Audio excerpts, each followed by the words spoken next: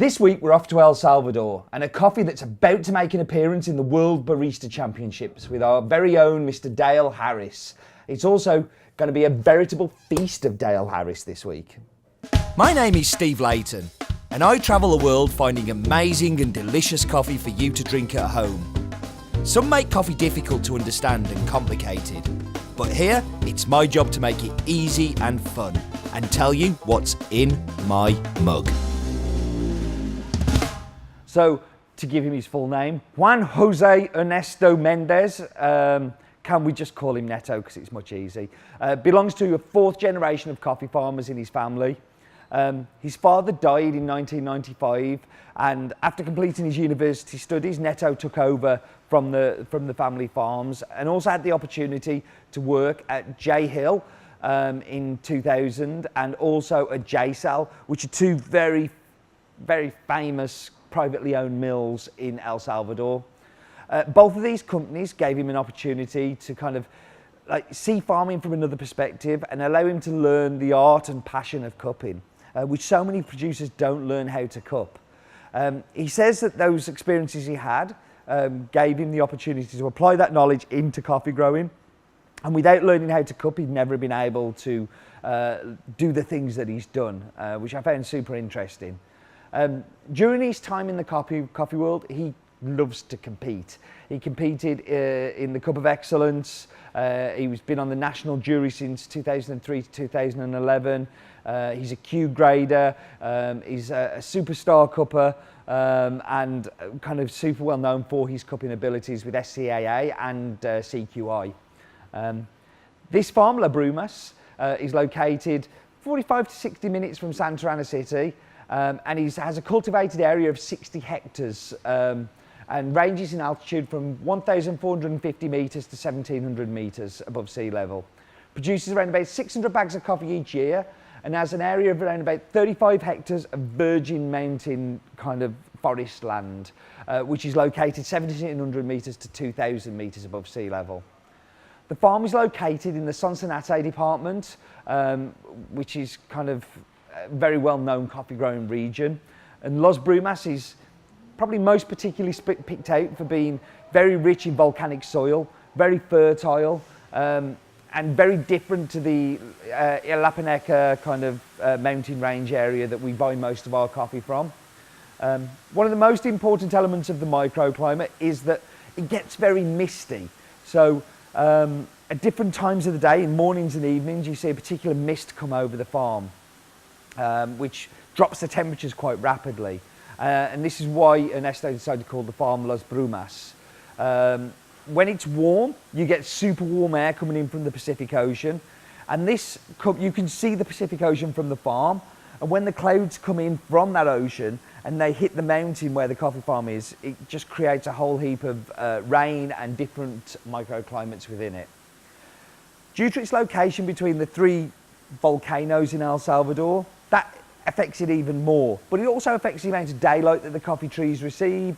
It changes a whole heap of things, gives you this very unique set of circumstances. And what it does, it tends to slow down the photosynthesis of the coffee tree, which improves the maturation process of the cherries, which in turn improves some of the attributes of the coffee in the cup, so sweetness, acidity and flavour. This coffee is pretty unique as it was produced as part of a brand new and really exciting Los Brumas Wild Coffee project.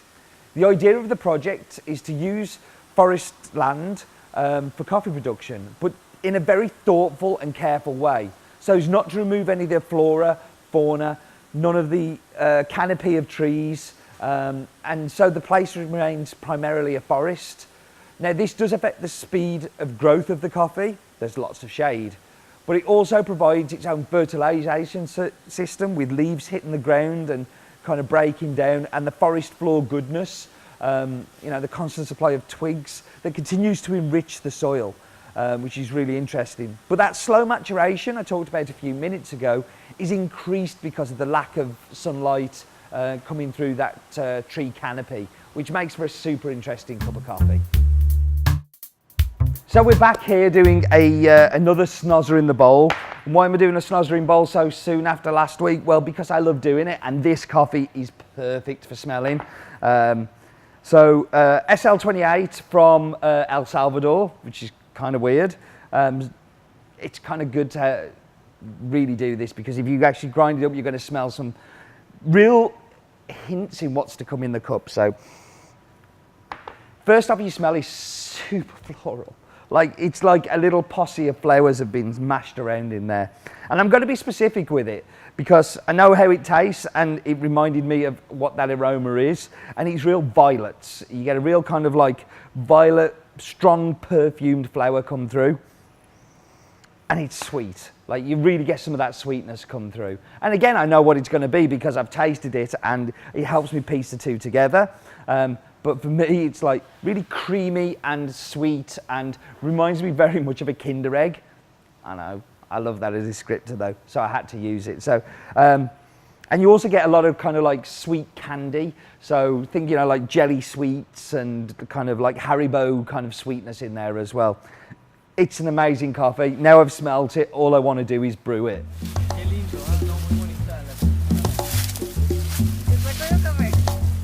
So this varietal is a hybrid of Bourbon and heirloom Ethiopian varietals developed by Scott Labs. Scott Labs was a lab that was set up in the colonial years, named after Henry Scott, who was a missionary in Kenya, not named after Scotland as many people think, who did a lot of work on varietals in the 1930s. Very typical of Kenya.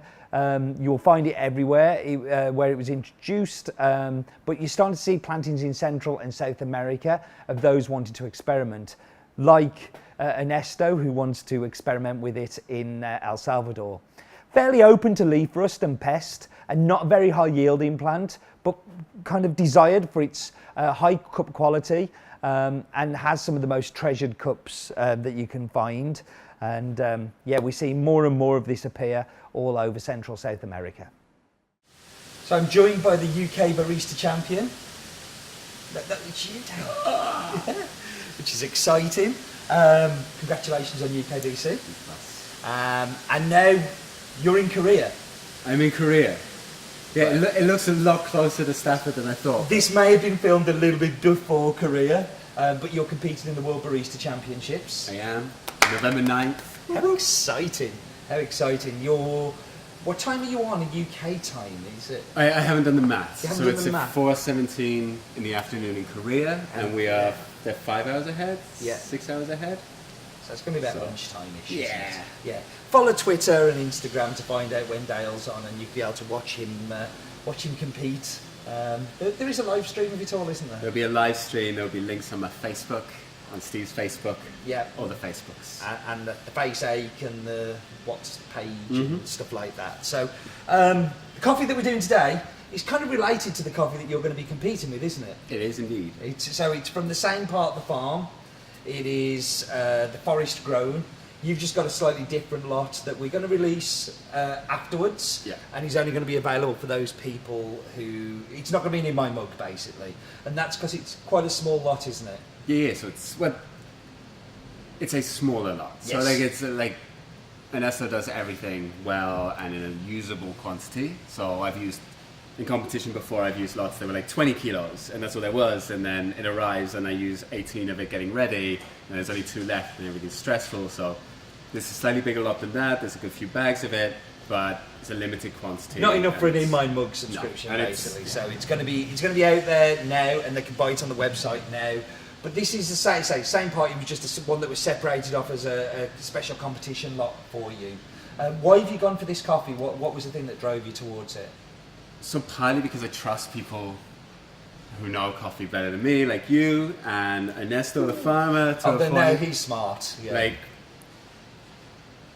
I am fairly good at making coffee. I've got better as time has gone on, but I don't know everything that's out there and what's coming. And it is normally, when we want to get ready for competition, we want the most exciting thing that's coming in. So normally I have to put a little bit of trust there. I was very untrustworthy with this one, so I was like, I want to taste everything. And was I it like tasted 8-9 coffees we tasted? Yeah, and it was like, and you know, I think 6 of those coffees were ones that are already on the website. A couple will be on the website now. Yeah. But it was one of the most exciting tables I've tasted in forever because everything there was exciting for a different reason, was standout and shiny. But this one was probably the most balanced and the most kind of dynamic flavor range. Definitely, there's lots of depth of flavour in this one, isn't there? And there's a lot going on. Like every time I go back to it, I find something new in there and something different. But I'm saying that it's super consistent as well. And it's also like it has the balance you want for espresso. So it's not like sometimes you'll cup things and it's a really interesting flavour, and then you run it through espresso, and all you get is that interesting flavour and nothing else. Yeah. And this one has the structure and the balance you need to make that work. That's fantastic. So, should we get you to pour some shots and then we'll taste it? So, while Dale makes the shots, we're going to speed it up and then we'll come back with espresso and cappuccino. Or maybe I'm that fast. Oof.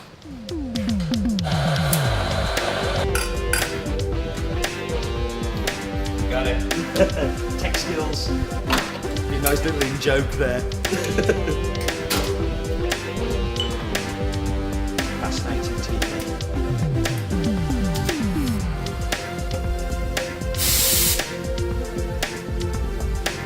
And a whole. Cool. Well, that was super quick. Oh yeah. If you can do all 12 drinks in that time, you're going to have loads. I need the to time because I got some other things I want to do. Do you really want to hold it, or do you want to put it? You just looked uncomfortable. I don't like you being uncomfortable. So, as the barista champion of the United Kingdom, I think you should have first taste of the espresso. Can we do the milk first? Yeah, if you want to. You choose the course. I like people doing milk first. Yeah. So you've gone for quite a small drink. This is the size that you're going to use in competition, isn't it? And like one of the new rules in barista competition is you can choose the size of your milk drink and it not just be a cappuccino. Why have you gone a little smaller? So it's only a tiny bit smaller. Like the cup's a little deceiving, but that's 140 ml. Yeah. And the idea is that it's not far off your very traditional Italian cappuccino, but just enough that the coffee flavour comes through enough. We're using 2% fat milk, so those flavours are a little more constant and clear. But it's still a nice milky drink. Like it's milk. Milk is a dominant flavour part of that drink, and we want to embrace that. I think that's something we've seen a lot of competitors move towards, like not necessarily changing it so much, but just pulling back the milk a little bit so you get the more flavours come through. And I love milk drinks that size. I don't like buckets of milk, and it's 8 ounces is probably a little too much milk for me. Well, that's really nice. So what are you getting in the cappuccino? What flavours? So there's a really nice butteriness, like beyond just the milk flavour, there's something in the coffee. Yeah. So like a gentle, round, kind of brown butter, a little bit of, like a tiny bit of hazelnut, and that's not a bad thing, and brown sugar. And then now there's like a little fruit, kind of like, Ed, one of our roasters, came up with a good description for it, which is like apple strudel. It's like that little bit of stewed apple, like slightly sweeter than that, but clean fruit kind of flavor. And how does it differ in milk to the competition lot that you're using for your competition? What differences are there? So I think it's mostly about intensity. Yeah. So it's similar flavors. It's just some of them are a little, let's say, spikier in the competition lot. Yeah. And some of them are softened a little bit, and the other way around with this lot. So neither one is better or worse, but they're different peaks or different things that get. Well, on a cupping on the second lot of roasting that we did, we actually preferred this lot to the other one, and then we changed the roast to get it to somewhere else again. So espresso, do you want to dive in? Oh man, can't stir it. Okay.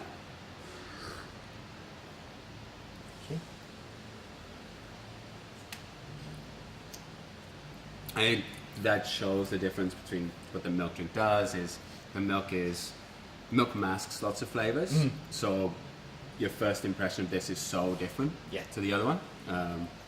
Here it's all like hints of like berries and weird fruits. You had a good description for the fruit there. Yeah. I mean, for me, very Haribo for me as well. That kind of false fruit flavour. Artificial and intense. Exactly, but sweet at the same time because it's a really sweet cup. And like one of my favourite descriptors that isn't mine, unfortunately, and I wish it was, but I've stolen it for this, is it has a creaminess to it, and it does have a sweetness, and it very reminiscent of like that, like Kinder Egg, kind of like white chocolate, milk chocolate kind of mixed together. But the acidity is like really dominant, but like not so your eyes are popping out your head. It's there, but actually the sweetness and the creaminess all work together in that balance thing that we were talking about before. Like acidity is higher than sweetness. Like it has that balance, but acidity doesn't move into sourness. No, not at all. That's really good. I hope you present that to judges this week. Yeah. Very nice. Yeah, no, really good. Dale, huge congratulations. I mean, people who know you know you love barista competition. You competed for a little while, and it's like this is your opportunity on the world stage. And I think I will, along with everybody else, wish you the very best in it. Looking forward to seeing what you present and the sig drink. We've kind of got a lot of craziness going on in front no of one us wants to here. see that. No, where we are currently having tables built and all sorts. which Gareth and Makersmith, Yeah. putting a little plug there. We've got some excellent perspex work going on right now. I think making a whole table to take to career is really good. 2 tables. 2 tables to career, even Lots of better. tables. Even better. Super cheap. Yeah, super cheap. But no, I wish you the very best in the competition. I'm really pleased that you're using this coffee, and I know that Ernesto is as well, and he's 100% behind it. And whatever happens, I'm sure we'll be super proud of what you do. But win! Please win! It's all about the fuffer up. The Fuffer up. is that the science? Some science. Dale's full of science in his presentation. So, competition lot, people can buy on the website now. You're drinking one of the same varietal and the same lot, it's just slightly different. This one was prepared separately for the competition. So yeah, thank you very much, Dale. Thank you for watching. And do remember, life is too short for bad barista competitions.